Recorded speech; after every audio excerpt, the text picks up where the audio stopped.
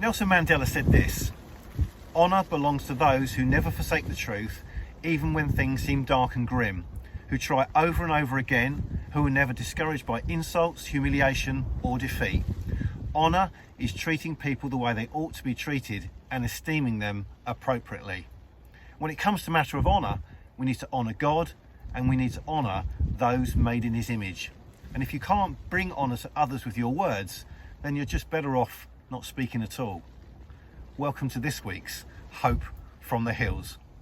The Bible says this: honour everyone, love the family of believers, fear God and honour the King.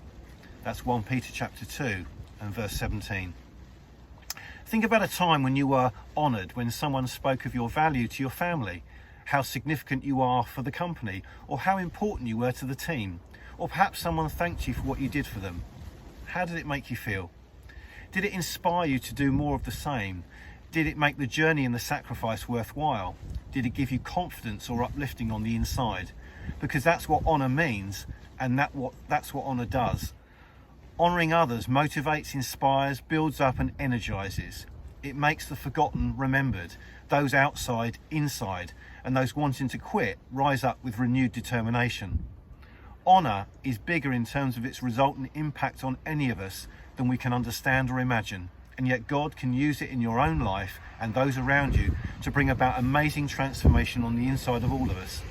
That's why we're commanded and commended by God to honour one another. So in everything you do, do to others what you'd have them do to you. That's Jesus' own words from Matthew chapter 7 and verse 12. Honour in kingdom economy is closely linked and tied to love. Honour God, honour people. Just as we are encouraged to love God and those he created, to honour another, we must be prepared to swim against the flow of personal feelings and the pervading culture of me. Esteeming others as valuable in our own hearts and choosing to honour the very things that God himself honours. Not just your chosen, those deemed good, the deserving, the powerful, the rich, the famous, or indeed those we believe. If we honour them, they will elevate and help us in some way. God's decree is all people, because all of us in some way have failed, been disobedient, or simply just given up on the very things God has given and entrusted to us.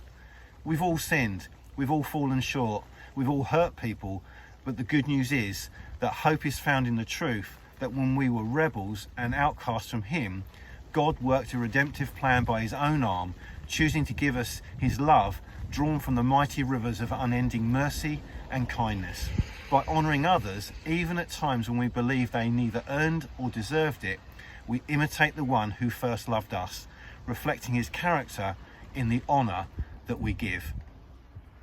Be devoted to one another in love. Honour one another above yourselves. That's Romans chapter 12 and verse 10. Value, when placed, should never fluctuate or change. And the Bible itself shows us that honour is not dependent upon what an individual does or does not do, but it's very much rooted in the significance and merit of who they are, image bearers of God.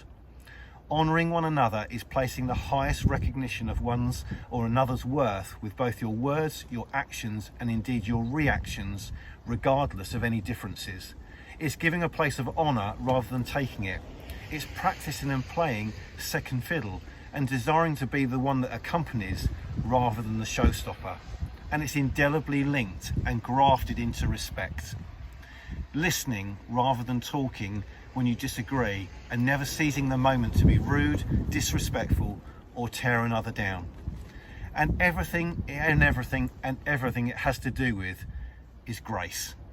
When you gift honour, it's a gift and an act of grace. A gift you cannot give enough of, it has no limit, and should never be held back. Imagine for a moment what a world would look like if the only thing we were trying to outdo each other in was honour.